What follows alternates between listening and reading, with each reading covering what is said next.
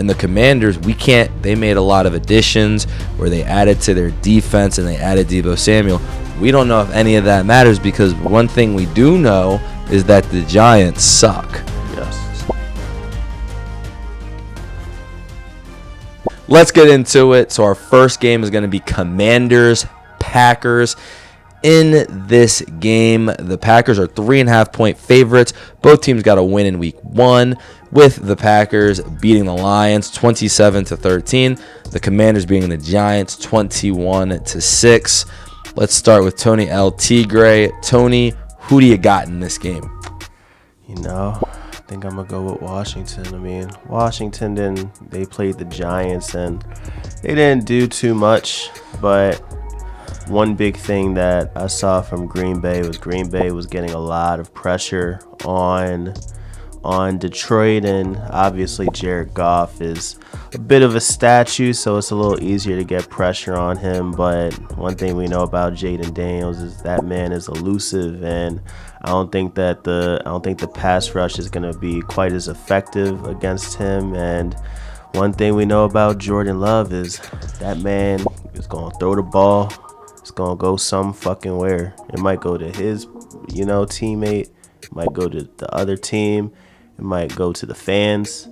That ball is just going to go at least at minimum 30 yards past the line of scrimmage. So, with the reckless play style, I think that the Commanders will be able to, hold it in and come out with the victory. And, well, if they win, then they already cover the spread. But, yeah, I'm going to go with the Commanders.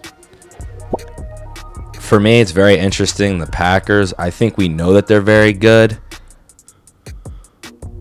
because they beat the Lions. But then again, the Lions lost both of their coordinators. So there's still a lot of mystery going on with everything right now. And the Commanders, they made a lot of additions where they added to their defense and they added Deebo Samuel. We don't know if any of that matters because one thing we do know is that the Giants suck. All that being said, I think that quarterback wins are a thing. I think Jayden Daniels is better than Jordan Love, even though I honestly think the rest of the Packers team is probably better than the Commanders team, and they're at home. I think I'd give coaching. I'd have to go Dan Quinn. LaFleur made some conference chips too. He's never made a Super Bowl. So that's close. I got to go back to Sunday. And Sunday there were times where I felt dumb. If I'm watching the game and I watch Jordan Love throw 2 picks and I'm like, I picked the Packers and I picked Jayden Daniels to lose to Jordan Love, I would feel really stupid, especially knowing how stupid Jordan Love can play. He didn't do it in game 1, but also in game 1, that Lions team is missing everything from last year, I guess, except Aiden Hutchinson, even just purely from a schematic standpoint. So I'm gonna go Jayden because 3.5 is a lot too.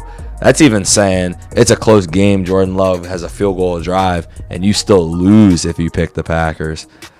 I know they beat up on the Lions, but I think that Jayden's better than Goff because of that mobility that you talked about. That's why the Giants were pressuring him, and they got there a couple of times, but they didn't overwhelm him.